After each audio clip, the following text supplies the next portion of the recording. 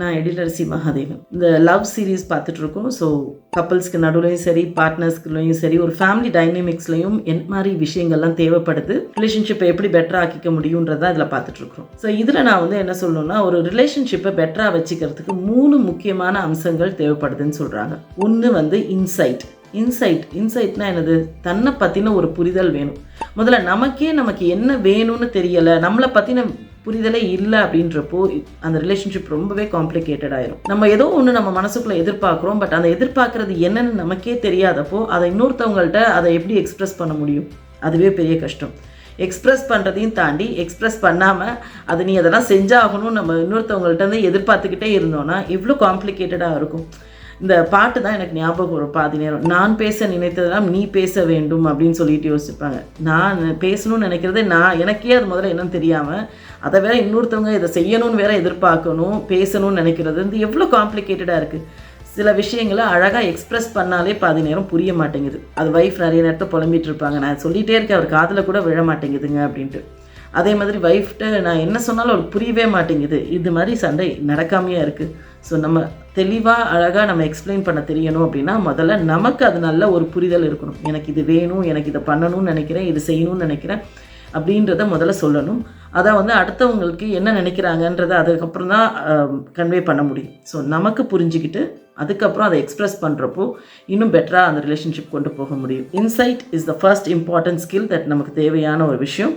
அடுத்த ஸ்கில் பார்த்தீங்க அப்படின்னா மியூச்சுவாலிட்டி. அதாவது 2 பேருக்கும் மியூச்சுவலாக ஒரு ரிலேஷன்ஷிப்ன்றது 2 பேரையும் சார்ந்த விஷயம். ஸோ அந்த 2 பேர்த்துக்கும் நடுவில் இருக்கிற விஷயத்த இப்போ எனக்கு என்ன வேணும்னு நான் சொல்கிறேன் அப்படின்னா அவங்களுக்கும் என்ன தேவை, அவங்களுக்கும் இந்த நேரத்தில் இது தேவைப்படுதுன்னு ஒருத்தவங்க சொல்கிறப்ப அதை கேட்குறதுக்கும் புரிஞ்சுக்கிறதுக்கும் 2 பேரும் ரெடியாக இருக்கணும். ஸோ இது இல்லை அப்படின்னா நான் சொல்கிறத தான் நீ கேட்கணும், நீ சொல்கிறத தான் கேட்கணும் அப்படின்றது இல்லாமல் 2 பேருக்கும் எந்த தேவைகள் இருக்குன்னு மியூச்சுவலாக உட்காந்து எக்ஸ்ப்ரெஸ் பண்ணிக்கக்கூடிய அளவுக்கு இருக்கிறோமா, that is very very important. அந்த லிசனிங்கும் சரி, அது சில நேரத்தில் கிரிட்டிசிசமாக மாறாமல் அதை உட்காந்து தெளிவாக இது தேவை, இதை நான் இப்படி தான் எதிர்பார்க்குறேன். நான் ஏற்கனவே சொன்ன மாதிரி லவ் லாங்குவேஜஸ்லாம் வந்து பேசுகிறப்போ இவங்க இந்த மாதிரி தான் எக்ஸ்ப்ரெஸ் பண்ணுறாங்க, இதுதான் அவங்களுக்கு தேவையாக இருக்குதுன்றதை புரிஞ்சுக்கிறதுக்கும் ரொம்பவே அவசியமாக இருக்கும். ஸோ அந்த mutuality is another important skill that we need. அடுத்தது பார்த்தீங்க அப்படின்னா இமோஷ்னல் ரெகுலேஷன். ஐயோ இது பெரிய பெரிய டாபிக்ங்க. இமோஷ்னல் ரெகுலேஷன் இது வந்து குழந்தைங்கள்லேருந்து பெரியவங்க வரைக்கும் நம்ம நிறைய லேர்ன் பண்ணிக்க வேண்டிய விஷயம். இமோஷ்னல் ரெகுலேஷன் அப்படின்னா என்ன இமோஷன்ஸோ அந்த இமோஷன்ஸை நம்ம வந்து எப்படி கண்ட்ரோல் பண்ணுறதுன்னு இல்லை, அதை சரியாக அதை எக்ஸ்ப்ரெஸ் பண்ணுறோமா அதை அப்படின்றதான் முக்கியம். இமோஷ்னலாக வந்து இருக்கிற எமோஷன்ஸ் எல்லாத்தையும் கண்ட்ரோல் பண்ணிங்கன்னா அது பெரிய பெரிய ஆபத்தான ஒரு விஷயம்.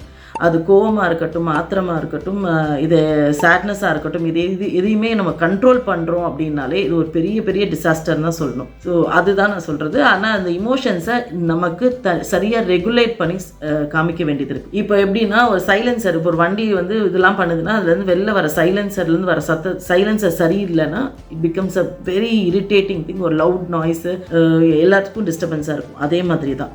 ஸோ எதையுமே ஒன்று ரெகுலேட் பண்ணி நம்ம வெளியில் வர்றப்போ அது வந்து இன்னும் கொஞ்சம் பெட்டராக இருக்கும், இன்னும் மற்றவங்களுக்கும் அதை ஹேண்டில் பண்ணுறதுக்கு பெட்டராக இருக்கும். ஸோ அதுக்கு முதல்ல நம்மளோட இமோஷன்ஸ் என்னென்னு நம்ம புரிஞ்சுக்க தெரியணும்.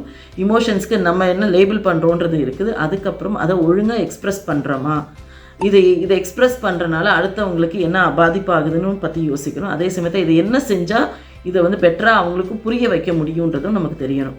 போகிற போக்கில் நான் கோவப்பட்டேன் என்ன வேணால் நான் சொல்லுவேன், இதுதான் என்னோடய ஹேபிட் அப்படின்னு சொல்லிட்டு போயிட முடியாது. ஸோ இந்த கோவன்றது உங்களையும் பாதிக்கும், அடுத்தவங்களையும் பாதிக்கும்ன்றதை புரிஞ்சுக்கணும். அதே மாதிரி நான் வருத்தப்படுறேன், அந்த வருத்தப்படுறத நான் எக்ஸ்ப்ரெஸ் பண்ணணும்னு நினைக்கிறேன்னா ஓகே இப்போ எக்ஸ்ப்ரெஸ் பண்ணுங்க, பட் அதை அடுத்தவங்களும் அதை புரிஞ்சுக்கிறவும் அவசியம் இருக்குது. இல்லை நான் சொன்னால் அவங்க வருத்தப்படுவாங்க, அவங்களும் வருத்தப்படுவாங்க, அதனால் நான் எக்ஸ்ப்ரெஸ்ஸே பண்ண மாட்டேன் அப்படின்னு சொல்லிட்டு அடக்கி வச்சுட்டே இருந்தீங்க அப்படின்னா then it becomes really dangerous. அது டிப்ரெஷனில் கொண்டு போய் விடலாம், இல்லைனா மன அழுத்தம் நோய் அதுதான் டிப்ரெஷனில் கொண்டு போய் விடலாம், இல்லைனா ஆங்ஸைட்டி இருக்கலாம், பேனிக் டிஸார்டர் வரலாம், இந்த மாதிரி ஏகப்பட்ட பிரச்சனைகள் வரலாம். ரொம்ப நாள் நீடித்த இந்த எக்ஸ்ப்ரெஷன்ஸை சப்ரெஸ் பண்ணி வைக்கிறப்போ ஹார்ட் அட்டாக் கூட வரலான்னு சொல்கிறாங்க. ஸோ மைண்டும் உடம்பும் ஒன்றா சேர்ந்து தான் வேலை செய்யணும். ஸோ அதை நம்ம படுத்தணும் அப்படின்னா கஷ்டம்தான். ஸோ இந்த 3 ஸ்கில்லும் இருந்தால் எந்த ரிலேஷன்ஷிப்புமே பெட்டராக இருக்கும். அஃப்கோர்ஸ் ரொமான்டிக் ரிலேஷன்ஷிப்க்கு இந்த 3மே அவசியமும் கூட. ஸோ இதை பற்றி அடுத்தடுத்ததில் இன்னும் பெட்டராக எக்ஸ்ப்ளனேஷன்ஸ் கிடைக்கும். தேங்க்யூ.